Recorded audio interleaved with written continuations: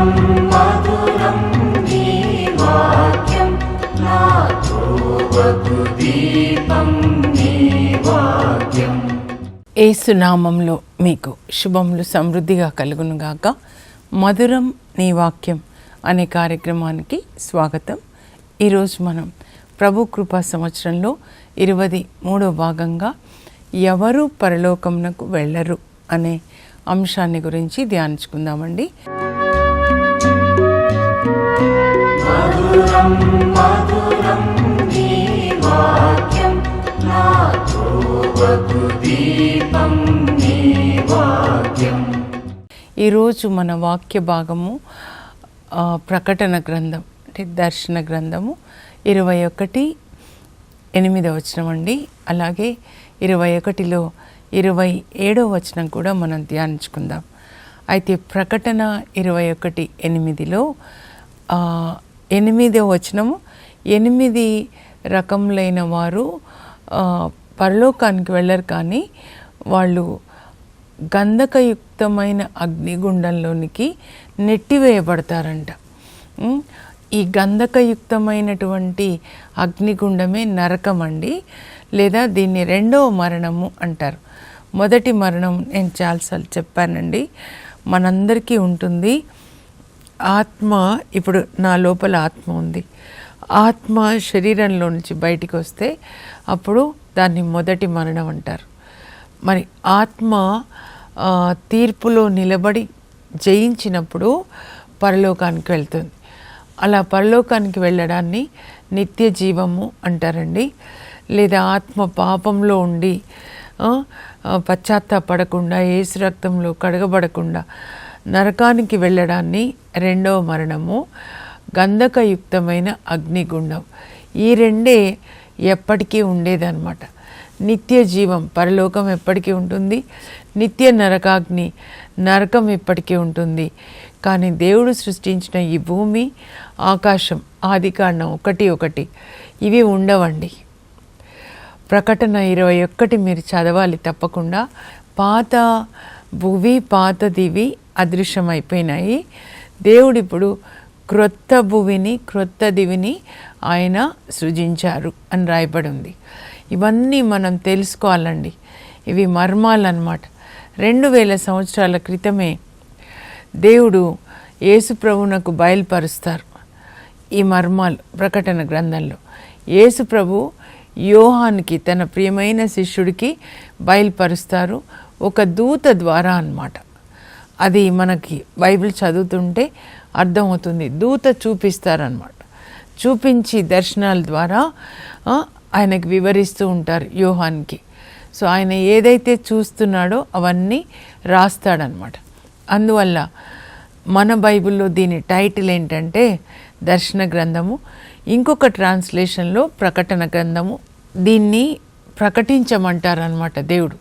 మీరు తెలుసుకున్న తర్వాత అలా ఇంట్లో కంఫర్టబుల్గా కూర్చోవద్దు, కానీ మీరు బూరల్ని తీసుకొని బూరల్ని ఊది ఈ వాక్యాల్ని ప్రకటించాలి, అందరికీ బయలుపరచాలన్నమాట.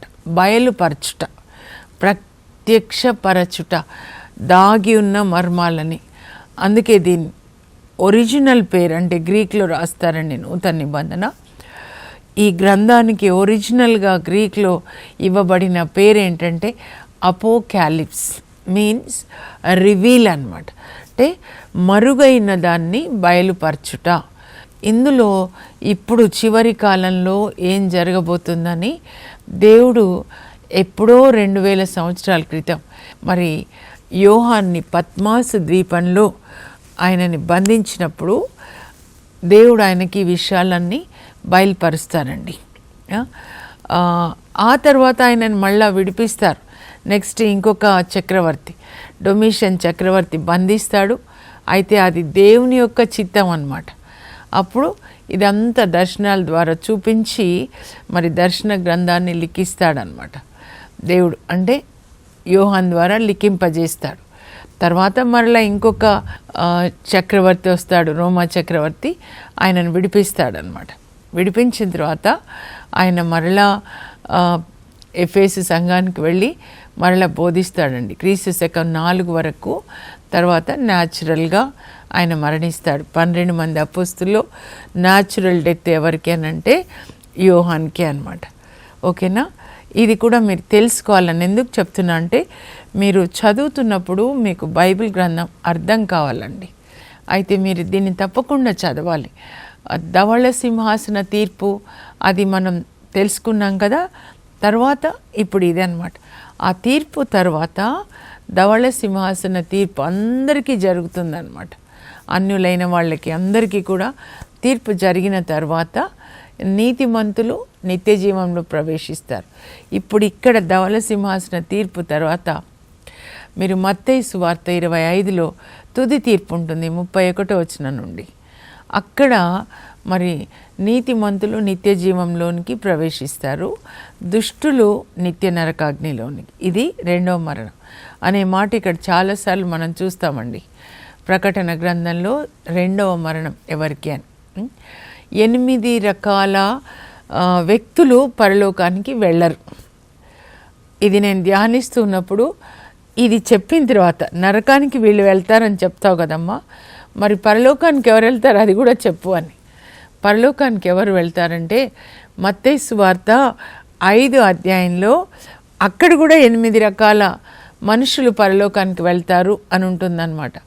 దీన ఆత్మలు ధన్యులు, దేవరాజ్యము వారిది. ఎంత క్లియర్గా ఉంది కదా. దీనమైన మనస్సు అంటే దీన మనస్సు అంటే వినయము, తగ్గింపు స్వభావం. వాళ్ళకే ఇవన్నీ బైబిల్లో ఉన్న మర్మాలన్నీ కూడా చెప్తాడు. అన్ని విషయాల్లో దేవుని మీద ఆధారపడేవాళ్ళు. నాకే తెలివి ఉంది, నాకెవరి సహాయం అవసరం లేదు అని సొంత తెలివి మీద ఆధారపడేవాళ్ళు కాదు, దేవుని మీద ఆధారపడేవాళ్ళు. వాళ్ళని దీన మనస్సు కలిగిన వాళ్ళు, వినయాత్ములు, వాళ్ళు పరలోకంలో ఉంటారు. సో అది తర్వాత చూద్దామండి. ఇప్పుడు 8 రకాల మనుషులు నేను ఒక్కసారి చదువుతాను, మీరు స్క్రీన్ మీద చూడండి, తర్వాత మీరు రాసుకోనండి దయచేసి. ఎందుకంటే ఇందులో మనం ఉండకూడదు. ప్రభు ఎందుకు చెప్పారంటే మనం ఇందులో ఉండకూడదు. ఈ రెండో మరణం నుండి అంటే నరకం నుండి రక్షించడానికే యేసు ప్రభు ఈ లోకంలో జన్మించి మన కొరకు సిలువలో మరణించారు. ఓకేనా? కానీ పిరికి వారికిని, అవిశ్వాసులకును, మోసగాండ్రకును, హంతకులకును, వ్యభిచారులకును, మాంత్రికులకును, విగ్రహారాధకులకును, అబద్ధీకులకును గంధకయుక్తమైన అగ్నిగుండమే తగిన స్థలము, అదియే రెండవ మరణము అని పలికెను. ఇప్పుడు 8 రకాల మనుషులు చూసాం కదండి. ముందు ఎవరున్నారు ఆ లిస్టులో? పిరికి వాళ్ళు అనమాట. సో పిరికి వాళ్ళు ఎవరు? నేను ధ్యానిస్తూ ఉన్నాను అంటే దేవుని యొక్క వాక్యాన్ని ధైర్యంగా ప్రకటించే వాళ్ళు అనమాట. దేవుని వాక్యం ఏం చెప్తుందో దాన్ని ధైర్యంగా ప్రకటించేవాళ్ళండి. అనగానే నాకు ఎవరు గుర్తొస్తారంటే ఏలియా గుర్తొస్తాడు. దేవుని వాక్యానికి వ్యతిరేకంగా ఆయన అహబ్ రాజు 1వ రాజుల గ్రంథం 21వ అధ్యాయంలో మరి ఆయన భార్య ప్రోద్బలం వలన, జెజబెల్ ప్రోద్బలం వలన నాబోతుని చంపి ఆయన ద్రాక్ష తోటను స్వాధీనం చేసుకుంటాడండి. అన్యాయం కదా. కానీ రాజు కదా ఆయన కాస్త పర్వాలేదు, కానీ భార్య భయంకరమైనది అనమాట. జెజబెల్ అంటేనే ప్రిన్సెస్ ఆఫ్ ద డెవిల్ అని అర్థం అనమాట. సాతాన్ యొక్క రాకుమార్తె. ఆ సాతాన్లో ఉన్న దుష్టత్వం అంతా ఈమెలో కనబడుతుంది అనమాట. హత్యలు, అబద్ధాలు, ఏ రకమైన భయం లేదు. యాజకులను చంపిస్తుంది కదా. ఆ రాజు ఇలా నాబోతుని చంపిస్తే నువ్వు చేసింది తప్పు, పాపం, అమాయకుడు, ఆయనను చంపించేసి పిల్లలు చేడుస్తుంటే పిల్లల్ని చంపి తప్పు అని చెప్పడానికి ఎవరికి ధైర్యం లేదు. కానీ దేవుడు ఏలియాని పంపిస్తాడు, వెళ్ళి చెప్పు అని.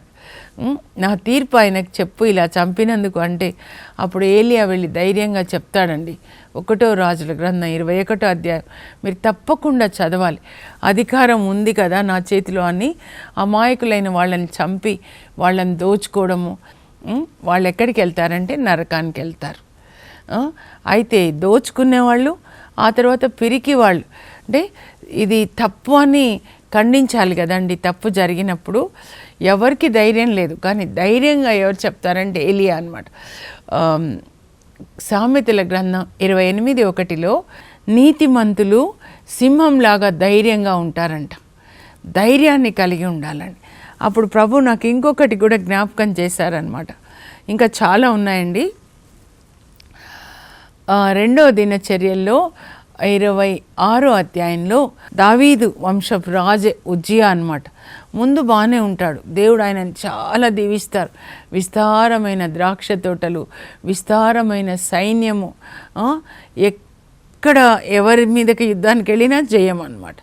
అబ్బా ఆయన పేరు, అమ్మ ఎన్ని ద్రాక్ష తోటలండి, 100 ఎకరాలు, ఎక్కడికి వెళ్ళినా కూడా జయం. ఈ రాజులకి ఎక్కడ వాళ్ళ బలం చూసుకుంటారంటే సైన్యం అన్నమాట.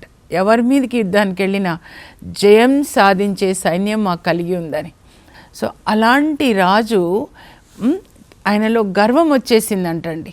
2వ దినచర్యల్లో 26:16 మీరు చూస్తే దేవుడు ఆయనని ఇంతగా దీవిస్తుంటే ఆ విజయాన్ని బట్టి ఆయనలో గర్వం పెరిగిపోయిందంట.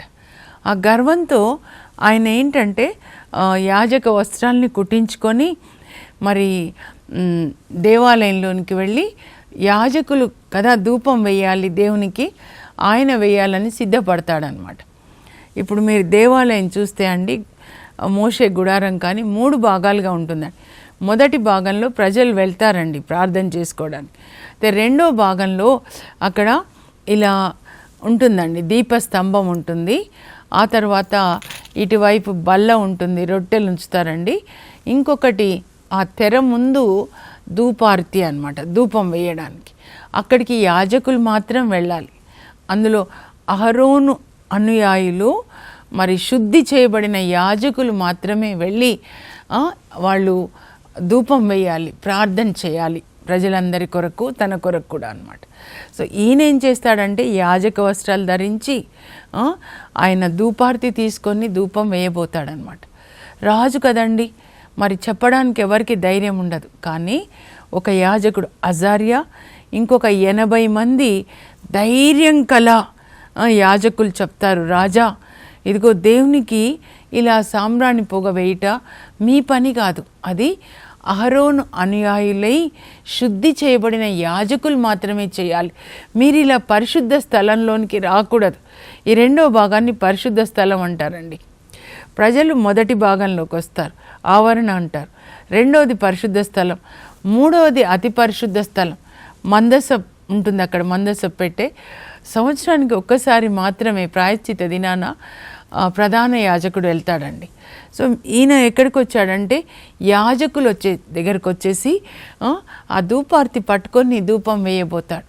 అప్పుడు వీళ్ళు చెప్తారు, ధైర్యం కలిగిన వాళ్ళు, అలా మీరు చేయకూడదు, ఇది యాజకులు, శుద్ధి పొందిన యాజకులు చేయాలి, మీరు దేవాలయంలో నుంచి బయటికి వెళ్ళండి, దైవ భీతి లేకుండా దేవుని ధిక్కరించారు, మీరు వెళ్ళిపోండి అని ఆయనని వెళ్ళగొడతారండి.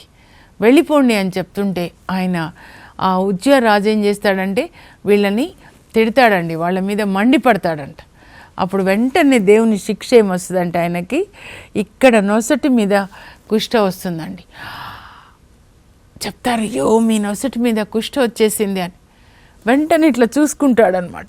ఇంకా కుష్ఠ ఉంటే సెన్స్ ఉండదండి, టాక్టైల్ ఆర్గాన్ అంటారు స్కిన్ని, అంటే ఇలా పట్టుకుంటే కూడా మనకి తెలియదు అనమాట. అప్పుడు వెంటనే ఆయన దేవాలయం నుంచి బయటకు వచ్చేస్తాడనమాట. వీళ్ళకి ధైర్యం ఉంది. అలాగే మనము నూతన నిబంధనలోనికి వచ్చినట్లయితే బాప్తిస్మ యోహానండి, ఏలియా ఆత్మనే ఆయన కలిగి ఉన్నాడని చెప్తారనమాట యేసు ప్రభు కూడా. మత్తయి సువార్త 14వ అధ్యాయం, లేదా ఈయన మార్కు 6:18 ఈయన అంటే బాప్తిస్మ యోహానండి హెరోదు అంతిపాస్ని హెచ్చరిస్తాడు, ఇదిగో నీ తమ్ముడు భార్యని నీవు వివాహం చేసుకునుట ధర్మం కాదు అని హెచ్చరిస్తాడనమాట. అందువల్ల ఆయనని చెరసాల్లో పెట్టేస్తారు. ఎందుకంటే రాజుని మరి ఖండించాడు కదండి. రాజుకి మళ్ళీ ఇష్టం అక్కడ ఏమని ఉంటుందంటే మార్కు 6:20-22 మీరు చదివితే, యోహాను నీతిమంతుడు పరిశుద్ధుడు అని హెరోదు రాజు ఎరిగి ఆయన కలత చెందుతున్నాడు ఈయన హెచ్చరికల్ని బట్టి. కానీ ఆయన వినాలంటే ఇష్టపడుతున్నాడు, మెసేజెస్ వినాలని ఆయనకి ఇష్టంగా ఉంది. కానీ ఆయన ఇచ్చే హెచ్చరికలు ఈయనని కలత అంటే డిస్టర్బ్ అయిపోతున్నాడు అనమాట. సత్యాన్ని గట్టిగా మాట్లాడినప్పుడు, ఖండించినప్పుడు, అంటే సత్యాన్ని సత్యంగా చెప్పినప్పుడు అలా అనిపిస్తుంది కదా. అయితే బాప్తిస్మ యోహాను చెప్తాడు కదండి, నీ తమ్ముడు భార్య అని ఉంచుకోవడము చాలా తప్పు అని, భార్యను వివాహం చేసుకోవడం చాలా తప్పు. 2 చోట్ల 2 రకాలుగా ఉంటుంది. అందువల్ల ఆయనను చెరసాల్లో పెడతారు, తర్వాత ఆయన తల తీయించేస్తారు. అయినా కూడా ఆయన తప్పు చేసినప్పుడు, రాజు అయినా సరే తప్పు చేసినప్పుడు రాజుకు ఒక రూలు, సామాన్యులకు ఒక రూల్ అండి. ఈ లోకంలో అలా ఉంటుందేమో కానీ పరలోకంలో అందరికీ ఒకే రూల్ అండి. తీర్పులో దేవుడు వాడే ఆ జడ్జిమెంట్ ఏదైతే ఉంటుందో అందరికీ ఒకటే. పాపం చేస్తే దావీదు పాపం చేస్తే దావీదు కూడా అంతే, మామూలు వాళ్ళకు కూడా అంతే అన్నమాట. కనుక పిరికి వాళ్ళుగా ఉండకూడదండి. ధైర్యాన్ని కలిగి ఉండి మీరు ఎక్కడైనా నోరు తెరిచి మాట్లాడాలనుకోండి, మీరు మాట్లాడాలి. మీకు తెలుసు మీ ఇంటి ఎదురుగా అబ్బాయి భార్య పిల్లలు ఉన్నారు, ఇంకొకరితో వెళ్తున్నారంటే మీరు మంచిగా ప్రేమగా వెళ్ళి, లేదా సంఘంగా మత్తయి సువార్త 18లో చెప్తారు ఎలా మరి సోదరుణ్ణి సరిదిద్దాలి అని చెప్పి. తప్పకుండా సరిదిద్దాలండి. అలా ఉండకూడదు. వాక్యం చెప్తుంది ఒక భర్తకి ఒకే భార్య అని. దేవుడు జతపరిచిన జంట మానవుడు వేర్పరపరాదు. ఆ వివాహం జరిగిన తర్వాత ఎవరు ఇంకొకరికి ద్రోహం చేయకూడదు, నమ్మకంగా ఉండాలి. అది ఆ తర్వాత అవిశ్వాసులకు మరి ఎవరు అవిశ్వాసులు అంటే 2-3 చూద్దామండి. సంఖ్యాకాండంలో 14వ అధ్యాయం మీరు చదువుకోవాలి. మీరు ఇప్పుడు బైబిల్ని సండే చర్చికి వెళ్ళి కొంచెం వింటే సరిపోదండి, బైబిల్ స్టడీ ఉండాలండి. బైబిల్ అంతా కూడా మనకి వివరించాలి, అప్పుడే మనకు తెలుస్తుంది. అక్కడ సంఖ్యాకాండం అనేది ఏంటంటే 39 సంవత్సరాలు ఇజ్రాయెల్ ప్రజల ఎడారి ప్రయాణం అన్నమాట. నిర్గమకాండంలో నిర్గమ అంటే బయటికి రావడము. వాళ్ళు ఐగుప్తు బానిసత్వం నుంచి మోషే నాయకత్వాన దేవుడే వాళ్ళని విడిపించి 3 నెలలకి వాళ్ళని సినాయి పర్వతం దగ్గర తీసుకొని వస్తారు. నిర్గమకాండం 19 నుంచి అన్నమాట. చివరి అధ్యాయం 40 వరకు వాళ్ళు అక్కడే ఉంటారు సినాయి పర్వతం దగ్గర 1 సంవత్సరం. మళ్ళా లేవియా కాండం కూడా అక్కడే జరుగుతుంది, అది 1 నెల సినాయి పర్వతం దగ్గరే. మరి సంఖ్యాకాండం కూడా 10 అధ్యాయాల వరకు అక్కడే జరుగుతుంది. 10వ అధ్యాయం నుంచి వాళ్ళు ఇంకా ఎడారి ప్రయాణం 39 సంవత్సరాలు అన్నమాట. ఈ ఎడారి ప్రయాణంలో ఇజ్రాయెల్ ప్రజలు 2 పాపాలు చేస్తారండి. ఒకటి గొనగడం, ఎప్పుడు గొనగడమే. ఇంకోటి అసంతృప్తి అన్నమాట. మన్నాన్ని కురిపిస్తున్నారు, బండ నుంచి నీళ్ళు ఇచ్చారు, మేఘ స్తంభమై అగ్ని స్తంభమై వాళ్ళని నడిపిస్తున్నారు. మాకు మాంసం కావాలంటే సాయంకాలానికి పూరేడు పిట్టల్ని పంపిస్తున్నారు. వాళ్ళు వేసుకున్న బట్టలు మరి చిరిగిపోలేదు, చెప్పులు అరిగిపోలేదు. అనేక అద్భుతాలను వీళ్ళ కొరకు చేస్తారు దేవుడు, 19 అద్భుతాలు. అయినా కూడా గొనుగుతూనే ఉంటారు. అయితే వాళ్ళు ఒక చోటకు వచ్చినప్పుడు వేగు చూసి రమ్మని, అంటే ఎలా ఉంది కానా దేశము చూసి రండి మనం వెళ్ళబోయే దేశం అని 12 గోత్రాల నుంచి 12 మందిని ఎన్నుకొని మోషే మరి పంపిస్తాడండి. వాళ్ళు 40 దినాలు అక్కడ అంతా తిరుగుతారు, వేగు నడిపి ఆ 12 మంది తిరిగి వచ్చేసి రిపోర్ట్ ఏమని ఇస్తారంటే 10 మంది అబద్ధాలు రిపోర్ట్ ఇస్తారండి. ఒక కాలేబు యెహోషువ కరెక్టివ్ ఇస్తారు. వీళ్ళందరూ ఏం చెప్తారంటే అమ్మో అక్కడ చాలా పెద్దగా ఉన్నారు, వాళ్ళు చాలా జైంట్స్, వాళ్ళని మనం జయించలేం అమ్మో అని చెప్పగానే వీళ్ళందరూ ఇజ్రాయెల్ ప్రజలు బ్యాన్ ఏడవడం మొదలు పెడతారు. మమ్మల్ని ఇక్కడ ఎందుకు తీసుకొచ్చావయ్యా, మమ్మల్ని ఇక్కడ చంపడానికా, అక్కడే ఉంటే బాగుండేది కదా అని. మనం ఈ మోషే మనకొద్దు, మనకెందుకు ఈ మోషే నాయకుడు, వేరే నాయకుడిని వెనుకొని మనం మళ్ళీ తిరిగి వెనక్కి వెళ్ళిపోదాం. మన శరీరంలో పనిచేసే ఈ దయ్యపు శక్తులు మనం దేవునికి లోబడకుండా, దైవ సేవకులకి లోబడకుండా తిరుగుబాటు చేసి నరకంలోనికి తీసుకెళ్ళాలని వాటి ప్లాన్ అండి. అలా అన్నమాట. అప్పుడు గొనుగుతూ ఉంటారు, మేము ఇక్కడ చస్తే బాగుండు అని. అప్పుడు దేవుడు ఏమంటారంటే, మీరు చదువుకోవాలి 14వ అధ్యాయం 13, 14 రెండు చదవండి. అక్కడ దేవుడు ఏమంటారంటే, చూడు మోషే, వీళ్ళు గొనుగుడు విని నా చెవులు చిల్లులు పడిపోతున్నాయి అయ్యా, నేను చస్తే బాగుండు అన్నారు కదా, కాబట్టి వాళ్ళ మాటలకి తగినట్లే వాళ్ళని నేను సంభావిస్తాను, బహుకరిస్తాను, వాళ్ళందరూ ఇక్కడే చేస్తారు. 40 దినాలు వాళ్ళు వేగు నడిపి వచ్చి 10 మంది అబద్ధాలు చెప్తారా? ఈ 40 దినాల్ని ఒక్కొక్క దినాన్ని ఒక్కొక్క సంవత్సరంగా వాళ్ళకి శిక్ష. 40 సంవత్సరాలు ఇక్కడే ఎడారిలో వాళ్ళు తిరుగుతారు. యాక్చువల్గా 11 రోజుల్లో అక్కడి నుంచి వెళ్ళేవాళ్ళండి కానా దేశానికి. కానీ వీళ్ళు చస్తే బాగుండు అన్నారు, వాళ్ళేమో అబద్ధాలు చెప్పారు.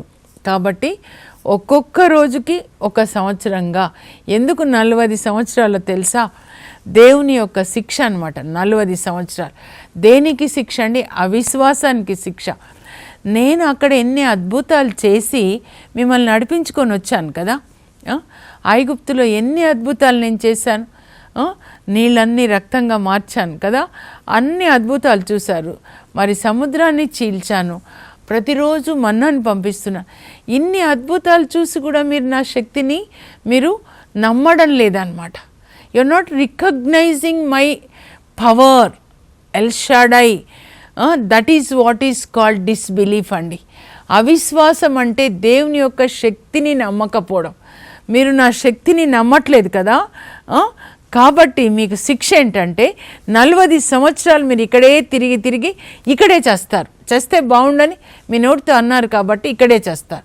అవిశ్వాసానికి శిక్ష. దేవుణ్ణి విశ్వసించాలండి. దేవుణ్ణి విశ్వసించడం అంటే విధేయత. అబ్రహాం విధేయించాడు, మోషే విధేయించాడు, మనం కూడా దేవుణ్ణి విధేయించాలి. దేవుడు ఏదైతే చెప్పాడో ఈ బైబిల్ గ్రంథంలో అవన్నీ కూడా జరుగుతాయని మీరు విశ్వసించాలి. అలా పరలోకానికి వెళ్ళాలి అంటే ఎలా ఉండాలి? దాన్ని మనం ఏం చేయాలి? విధేయించాలన్నమాట. దేవుని వాక్యాన్ని విధేయించాలి. మరొకసారి చెప్తున్నాను, ఈ బైబిల్ గ్రంథము మనకి రూట్ మ్యాప్ అన్నమాట. హెవెన్కి, పరలోకానికి వెళ్ళాలంటే రూట్ మ్యాప్. కనుక దీన్ని మనం పాటించాలి. అక్కడికి వెళ్ళి ధనికుడు సుఖంగా తిన్నాడు కదండి, తిని తర్వాత నరకంలో వెళ్ళి కాలిపోతూ అప్పుడు ఏడిస్తే ఏం లాభం? కాబట్టి మీరు దేవుని వాక్యాన్ని విశ్వసించండి. మీరు యేసు ప్రభు బోధన జాగ్రత్తగా చదివితే, చివర్లో ముఖ్యంగా 22వ అధ్యాయం నుంచి కానీ మీరు చదివితే, ఆయన ఎప్పుడు ఏం చెప్తారంటే నరకం గురించి, పరలోకం గురించి. మరణము అన్నారంటే అది నరకం, జీవము అన్నారంటే నిత్య జీవం, పరలోకం. అలాగే ఇదిగో వివాహ వస్త్రం లేకుండా నువ్వు వచ్చావేంటి? మత్తయి 22:11 చెప్తారు.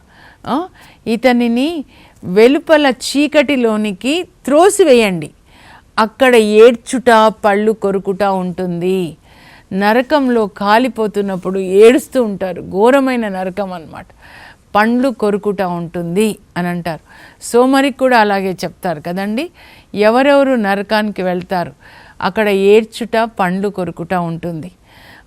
మార్కు 9:48లో నరకంలో పురుగు చావదు, అగ్ని చల్లారదు. ప్రతి ఒక్కటి జరుగుతుందండి, ప్రతి ఒక్కటి జరుగుతుంది. పరలోకానికి ద్వారము సూది బెజ్జము, అందులోనికి నీతిమంతులు మాత్రమే ప్రవేశిస్తారు. అది చూద్దాం. అష్టభాగ్యాలు, 8 రకాల మనుషులు. ఇప్పుడు ఇంకా చాలా ఉన్నాయి, ఇవి రేపు ధ్యానించుకుందాము. ఈరోజు 2 గురించి ధ్యానించుకున్నాం. ఒకటి పిరికి వాళ్ళు, ఇంకొకటి అవిశ్వాసులు. పిరికి వాళ్ళు కొన్ని చోట్ల నేను చూస్తాను, వాళ్ళు చర్చికి వచ్చినప్పుడే క్రిస్టియన్స్గా చెప్పుకుంటారండి, ఆఫీస్లో ఇంకో పేరు ఉంటుంది అన్నమాట. అలా 2 రకాల జీవితాన్ని కూడా జీవిస్తారు. చర్చిలో ఇలా చీకటిలో ఇంకొక రహస్యమైన పాపాలు ఉంటాయన్నమాట. మీరు ఒంటరిగా ఉన్నప్పుడు ఎలా ఉన్నారో అది చూసుకోండి. రహస్యమైన జీవితం వేరుగా అలా లేదండి, బహిరంగ జీవితం వేరుగా ఉండకూడదు. చిన్న పిల్లల్లాగా ఉండాలి. వాళ్ళు 2 రకాల జీవితం ఉండదు కదా. ప్రార్థన చేసుకుందాం. పరలోకపు మా తండ్రి, మీ పరిశుద్ధ నామం నాకు స్తోత్రం కలుగును గాక. యేసయ్య, మేము మీతోనే పరలోకంలోనే ఉండాలని ఈ లోకానికి వచ్చి ఎలా జీవించాలి పరలోక తండ్రి బిడ్డలు అని బోధించారు ప్రభా. అలాగే మా పాపంల కొరకు సిలువలో వెల చెల్లించారు. నేనుండు చోటునే మీరుండులాగున మిమ్మల్ని నా యొద్దకు చేర్చుకుంటాను, పరలోకంలో ఇల్లు కట్టి మరలా వస్తానని చెప్పారు. ఆ వాక్యాల్ని విశ్వసించి మీరు ఏది బోధించారో దాన్ని జీవించడానికి పరిశుద్ధాత్మనివ్వండి. దైవ భీతిని కలిగించే ఆత్మని దయచేయండి ప్రభా. మిమ్మల్ని గౌరవించి మీ మాటని పాటించడానికి కృప దయచేయండి. యేసు నామంలో అడుగుచున్నాం తండ్రి, ఆమేన్. దైవ భీతి కలిగించే ఆత్మని దేవుడు మీకు ఇచ్చి బైబిల్ గ్రంథాన్ని చదివి దాన్ని పాటించి ఒకరోజు పరలోకంలో ఉండే కృప దేవుడు మీకు దయచేదురుగాక. God bless you. Have a blessed day.